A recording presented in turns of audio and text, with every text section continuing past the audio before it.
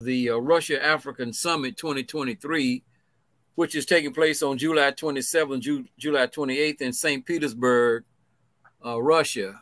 The NATO countries, the leading NATO countries, that would be the United States, the United Kingdom, and France. Don't know why they include Germany in this when they're talking about this, but anyway, they have done everything they could within the past 6 months to make this summit a failure. This is the second Russia-African summit, and all of the heads of state of the African continent were invited. I think when they met in 2020 or 2021 at the first summit, 43 African heads of state attended. Even within the context of this conflict that is taking place, in Eastern Europe between Russia and Ukraine, 49 of the 54 African countries sent representatives to St. Petersburg. 17 of these representatives were heads of state. So the Western media made a big deal out of the number of African heads of state who didn't attend, at the drop from 43 to 17. And they have done everything they could to say, well, this shows that African countries are withdrawing from whatever relationships they've had with Russia since this conflict erupted in 2022. But as we know, the conflict actually started in 2014. It just escalated in 2022. And so they made a big deal about Dr. Ruto not being there, Paul Kagame, Tinubu from Nigeria. The big deal, in my opinion, is not who isn't there. It's who is there.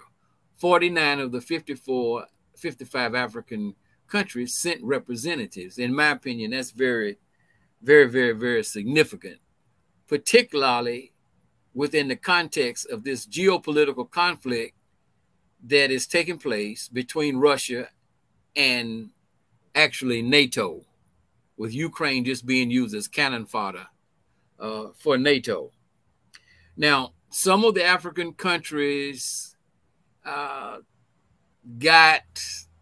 out of shape, made a lot of statements shooting from the hip about Russia pulling out of the Black Sea grain deal, because a lot of African countries are dependent upon Russia and Ukraine for grain, wheat, barley, sunflower oil, and other things. The foreign minister of Kenya was particularly critical of Russia for pulling out of the deal. Now, the incident that led to Russia pulling out of the deal was Ukraine's bombing of what's called the Kerch Strait Bridge. It's a bridge that was said this is regarded as an engineering marvel because it connects Crimea with the Russian mainland. Many people, including some of the more honest analysts that review this war in the United States, said that there's a belief that an underwater drone or several underwater drones that were shipped to Ukraine via one of these, some of these grain ships, the ships that were shipping grain, containers that were shipping grain or carrying grain, going to Odessa, Ukraine, picking up picking up the grain and then shipping it out, through the Black Sea and into the Mediterranean and on to Europe and Africa and America, wherever else they're sending it. A lot of people believe that an underwater drone was sneaked into Ukraine, via these grain vessels, and that's what was used to damage this bridge. That actually it is a military target. It's a legitimate military target because Russia does send troops, supplies, weapons from the Russian mainland into Crimea via this Kerch Strait bridge, but the Russians said, well, if you are going to use the vessels that are supposed to be,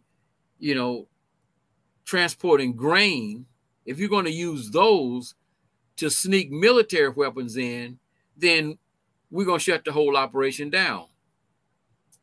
And I don't know if can you blame a country for doing that? I don't think you can.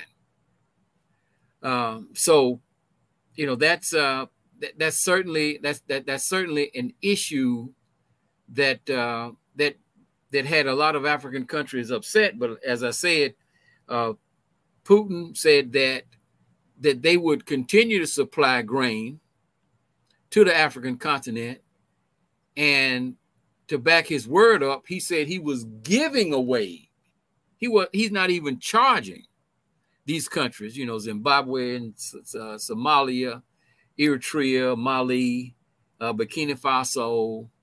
I'm forgetting one or two, but anyway, I thought that was extremely significant that they made the decision. Of course, I mean, there are a lot of other things that, they have increased the number of scholarships, for students from Ethiopia and other countries to come to Russia and study for free scholarships, all kinds of other, economic aid, particularly in the area of AI and IT and so forth. I mean, so, this is a positive development because everyone else in the world looks out for their own interests. Why shouldn't African people? Why shouldn't African people?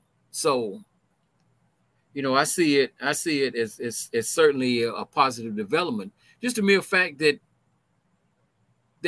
there was a time during the Cold War when a lot of African countries wouldn't dare set foot in the Soviet Union or Russia.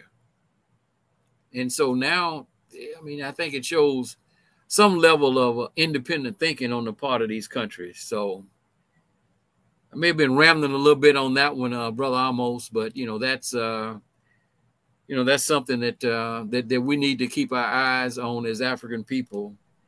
These summits that African countries and African leaders participate in around the world.